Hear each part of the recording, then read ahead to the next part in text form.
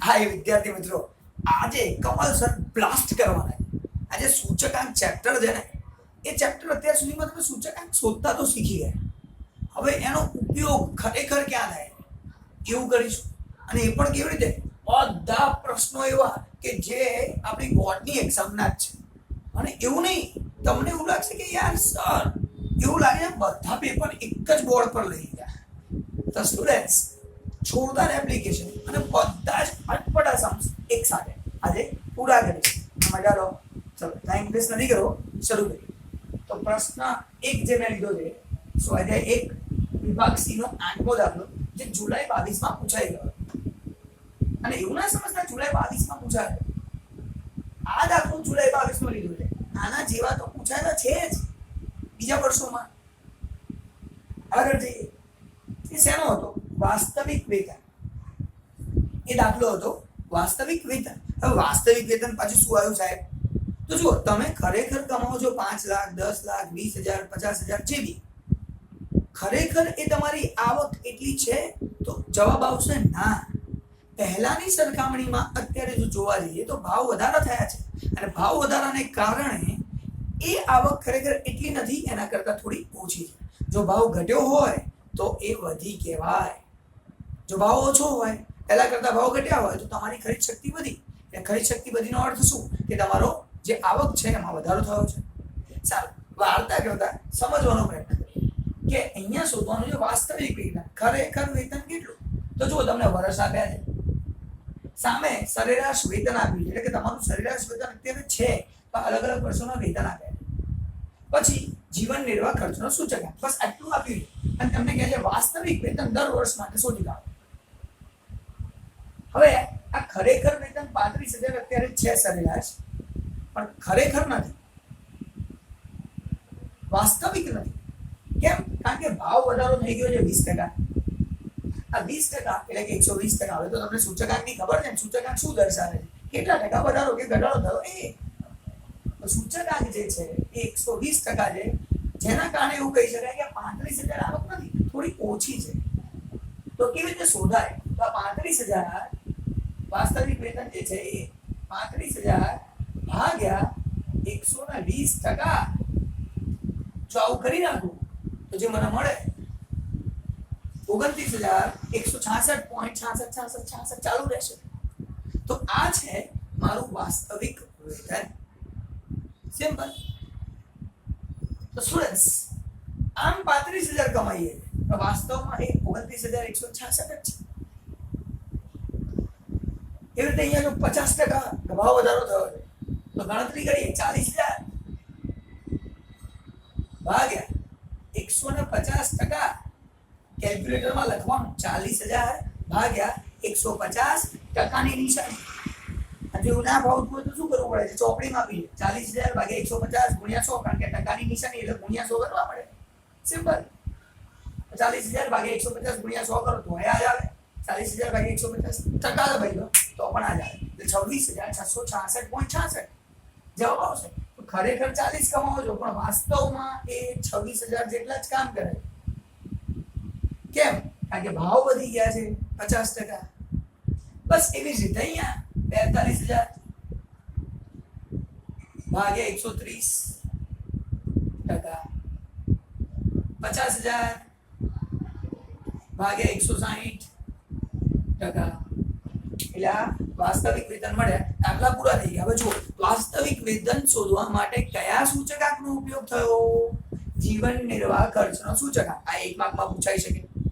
એક જ વર્ષનું વાસ્તવિક વેતન પૂછાઈ શકે, તો તમને આવડવું જોઈએ. સિમ્પલ છે.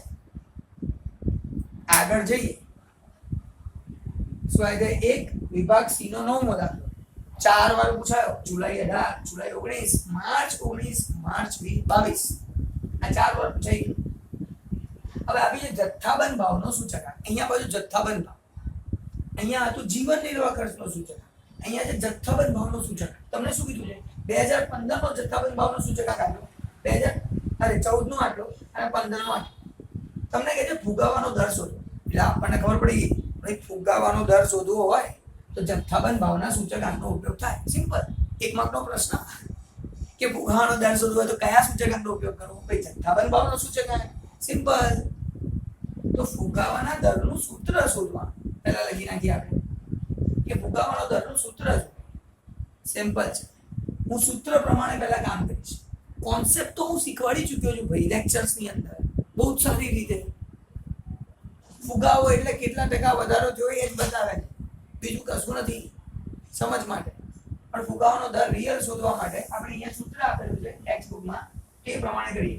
2015 નો સૂચકાંક માઈનસ 2014 નો સૂચકાંક ભાગ્યા 2014 નો સૂચકાંક ગુણ્યા 100. ચાલુ વર્ષનો સૂચકાંક ઓછા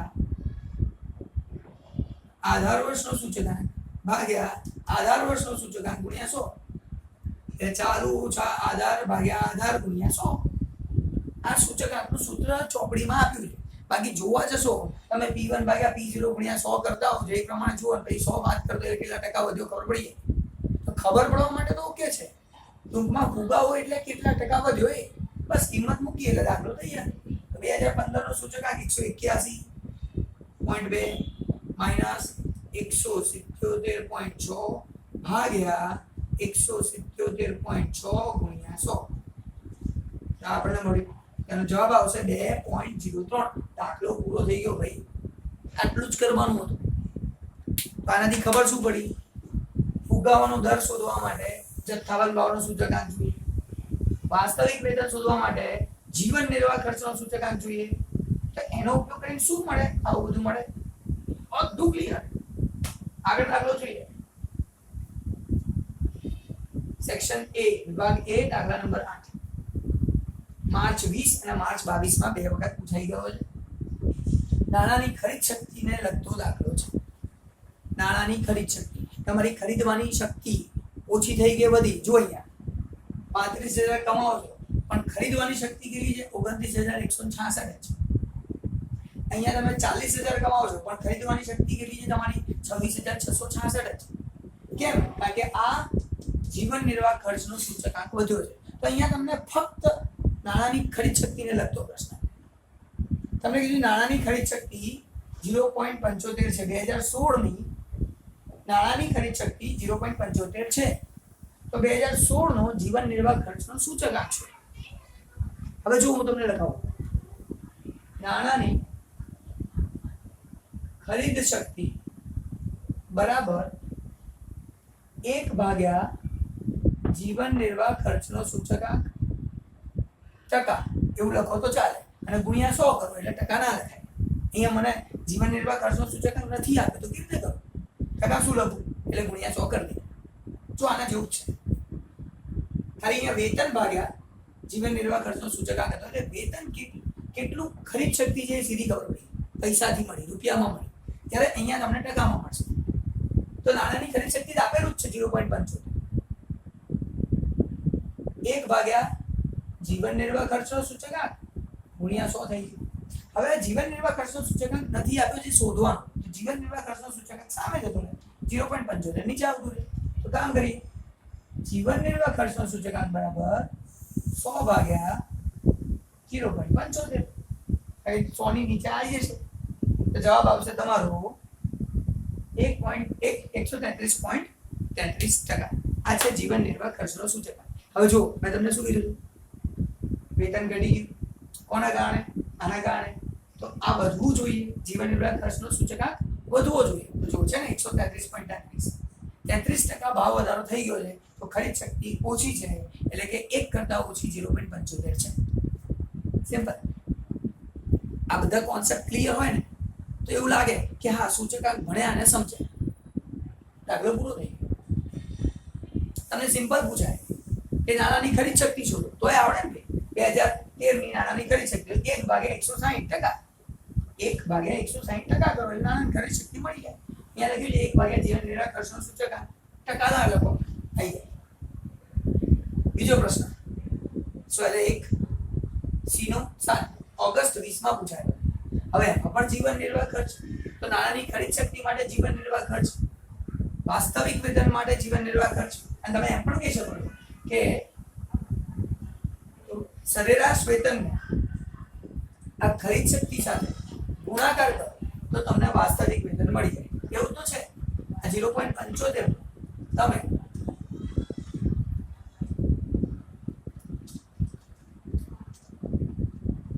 અહીંયા વેતન નથી આવેલું. જો વેતન આપ્યું હોત તો આપણે એ કામ કરી શકીએ. અહીંયા વેતન આપેલું નથી, એ તો આ 0.75 ને વેતન સાથે જો ગુણાકાર કરો તો તમને વાસ્તવિક વેતન મળી. કારણ કે ખરીદ શક્તિ જ છે, બીજું તો કઈ છે નહીં. ચલો અહીંયા જોઈએ, જીવન નિર્વાહ ખર્ચ એ 280 થી 340 થયો. 280 થી વધીને 340 જીવન નિર્વાહ ખર્ચ થયો, આવું પ્રશ્નમાં આપેલું. અને વેતન વધીને એટલે કે 13,500 થી વધીને 14,750 થયો. તો વેતન 13,500 થી 14,750 થયો અને જીવન નિર્વાહ 280 ખર્ચ જે છે એ 280 થી 340 થયો. તો આપણને એમ કહે છે કે ફાયદો થયો કે નુકસાન, ખરેખર એ જણાવો. આ વ્યક્તિને ફાયદો થયો કે નુકસાન થયું? આને સોલ્વ કરવા માટે એકદમ સરળ છે. આ 280 છે, જ્યારે 280 જીવન નિર્વાહ ખર્ચનો સૂચકાંક છે ત્યારે 13,500 આપણી આવક હતી. હવે ખર્ચો વધ્યો, જીવન નિર્વાહ ખર્ચ વધ્યો, 340 થઈ ગયો. તો ભાઈ સામે આવક કેટલી હોવી જોઈએ? તો 340 ગુણ્યા 13,500 ભાગ્યા 280 આટલી હોવી જોઈએ. તમે ખરેખર જુઓ તો 14,750 જ હોવી જોઈએ. 16,000 અહીંયા 16,392 રૂપિયા. તો આમ જોવા જઈએ તો ઘટ્યો. તો કેટલો ઘટ્યો? નુકસાન કેટલું છે? તો 16,392.85 માઇનસ 14,750 એટલે આપણો જવાબ આવશે 1,642.85 રૂપિયાનું નુકસાન થયું છે. ખરેખર જોવા જઈએ ને તો આ વ્યક્તિનો આવક વધી નથી, ઘટી છે. કારણ કે ભાવ વધ્યો એ પ્રમાણમાં ઘટ્યું કહેવાય અને એટલા માટે આટલું નુકસાન થયું એમ કહેવાય. દાખલો પતી સિમ્પલ. જુઓ તમે, જીવન નિર્વાહ ખર્ચના સૂચકાંકનો ઉપયોગ વાસ્તવિક વેતન, નાણાંની ખરીદ શક્તિ અને આ ખરેખર આપણા આવકમાં વધારો થયો, ઘટાડો થયો, બધે ઉપયોગમાં લેવાય. આગળ જઈએ, એ જ સેક્શન સી નો 11મો માર્ચ 23માં પૂછાયેલો દાખલો લીધો છે. આપણે એવું કીધું છે આવક, ખર્ચ પાત્ર આવક 2014 ની અંદર 25,000 છે. 2016માં જીવન નિર્વાહ ખર્ચનો સૂચકાંક 120 છે. તો આવક કેટલી હોવી જોઈએ 16માં, જેથી વાંધો ના આવે? તો સિમ્પલ, હમણાં શોધ્યું. આ 25,000 છે, 120% સૂચકાંક છે, એટલે કે 20% નો વધારો થયો છે. તો તમે અહીંયા લખી શકો છો 25% અને 25,000 વત્તા 20% એટલે જવાબ આવી જશે 30,000. કારણ કે સામે આવક પણ 20% વધવી જોઈએ, ખર્ચો 20% વધે છે. 25,000 વત્તા 20% એટલે 30,000 રૂપિયા તમારી આવક હોવી જોઈએ. કોઈ કે ના સાહેબ મારે તો આવી રીતે નહીં શોધવું, મારે તો જીવન નિર્વાહ ખર્ચનો સૂચકાંક નો ઉપયોગ આવી રીતે કરવો. તો આ પણ કરી શકો. 25,000 ગુણ્યા 120%. તમે જીવન નિર્વાહ ખર્ચના સૂચકાંક સાથે ગુણાકાર કરી દો તો તમને જે મળે એટલી આવક તમારી હોવી જોઈએ. પછી 30,000 જવાબ. દાખલો પૂરું થઈ ગયું.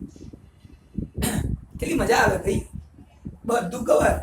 તમને એવું લાગે યાર આજે ખરેખર સૂચકાંક શીખી ગયા, ક્યાં ક્યાં ઉપયોગમાં લેવાય શીખી ગયા, આપણી જિંદગીમાં ક્યાં કામ લાગે એ પણ શીખી ગયા. એ તો મજા છે. આગળ જઈએ. નેક્સ્ટ વિભાગ ઈ નો 7 માર્ચ 18, 19 અને 22 ત્રણ વખત પૂછાયેલો અને શું કીધું છે? કિંમત 4.5 ગણી વધી છે તો સૂચકાંક શોધો. હવે વિચારો, 4.5 ગણી વધી. તમને એક પ્રશ્ન કરાયો હતો વિભાગ F નો છેલ્લો વાળો, એમાં આવો એક નાનકડો પોઈન્ટ હતો. અહીંયા એક માર્કમાં છે. જો શું લખ્યું? 4.5 ગણી. તો પહેલા ધારો કે 100 હતી, ગણી એટલે ગુણાકાર. કેટલી ગણી? 4.5. તો 100 ગુણ્યા 4.5 એટલે 450 થાય. હવે કહે છે 450 આજે થયું એ ગણી થઈ. આટલી ગણી વધારો, એનો મતલબ કે 450 વધારો કરો તો 100 છે એમાં પ્લસ 450 કરવાનું એમ, એટલે જવાબ આવે 550. 450 4.5 ગણી છે એવું નહીં કહેતો, 4.5 ગણી વધી છે. તો 4.5 ગણી એટલે 450, 450 વધી છે એટલે પહેલા 100 કિંમત હતી, હવે 450 વધી 550 થઈ, દાખલો પૂરો થઈ ગયો. મજા લો. કેવી રીતે દાખલા આવે? સૂચકાંક શોધવું મહત્વનું નથી, એનો ઉપયોગ કરવો એટલે બ્લાસ્ટ છે. ને બ્લાસ્ટ ખાલી ઉપયોગથી પણ નહીં, તમે જોશો તો બધા પેપર આવી ગયા. એક લેક્ચરમાં બધા પેપર જોરદાર ના કહેવાય, એ પણ ઉપયોગ સાથે. આગળ જઈએ. ઉદાહરણ 24 માં બીજો દાખલો 5-18 માં પૂછાયો, જેમાં એવું કીધું છે કે લાસ્પિયરનો સૂચકાંક એ ફિશરના સૂચકાંકનો 8/9 ગણો છે. તો ફરી એ જ વસ્તુની વાત કરે છે આ લોકો કે લાસ્પિયરનો સૂચકાંક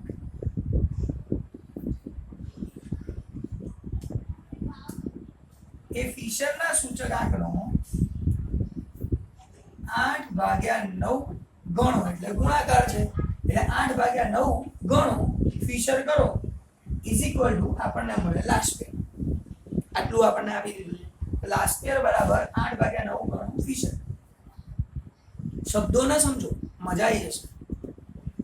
8/9 ગુણ્યા ફિશરની વાત કરીએ, એ છે આપણો ફિશરનો સૂચકાંક 180, તો અહીંયા લખીએ 180.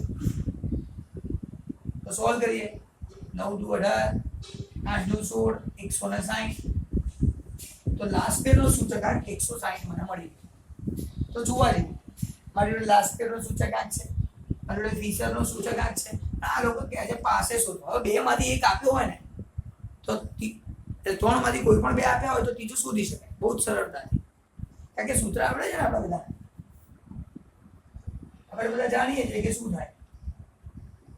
ફિશરનો સૂચકાંક બરાબર લાસ્પિયર ગુણ્યા પાસે, અને એનું વર્ગમૂળ કરી નાખો. આ સૂત્ર તો શીખી ગયા છે. હવે ફિશરનો સૂચકાંક 180, તો લખો ભાઈ 180 બરાબર વર્ગમૂળ, તો વર્ગમૂળ. લાસ્પિયરનો સૂચકાંક 160 ગુણ્યા આ પાસે તો છે જ. હવે જે સમજીએ છીએ એ ખાસ. સાહેબ મારે તો આ જોઈએ તો વર્ગમૂળ હટાવવું પડે, વર્ગમૂળ હટાવવું હોય તો વર્ગ કરવો પડે, બંને બાજુનો વર્ગ કરી દો. એટલે આનો વર્ગ કરીએ એટલે 180 ગુણ્યા 180 બે વાર લખાય. અને સામેની બાજુ આ 160, આ વર્ગમૂળની નિશાની કેન્સલ થઈ ગઈ. આ 160 ગુણાકારમાં, આ બાજુ આવે ભાગાકાર, એટલે આપણને મળે પાસેનો સૂચકાંક. હવે જો ગણતરી કરશો, આ સોલ્વ કરશો 180 ગુણ્યા 180 ભાગ્યા 160, તમારો જે જવાબ આવશે 202.5. તો આ થઈ ગયો તમારો પાસેનો સૂચકાંક. તો વિદ્યાર્થી મિત્રો, જો આની વાત કરવા જઈએ તો બ્લાસ્ટ એટલા માટે કે બધા પેપરમાંથી સિલેક્ટ કરીને જ્યાં ઉપયોગ લેવાનો હોય સૂચકાંક બધું બી. આજનું લેક્ચર કર્યા પછી છે ને નાના પ્રશ્નોના માર્ક્સ તો તમારા નહીં જ જાય, ગેરંટી. તો ફટાફટ જુઓ, પ્રેક્ટિસ કરો, આના સિવાયના બધા ગણી નાખો ભાઈ. મળીએ નેક્સ્ટ લેક્ચરમાં નવા ટોપિક સાથે. બાય.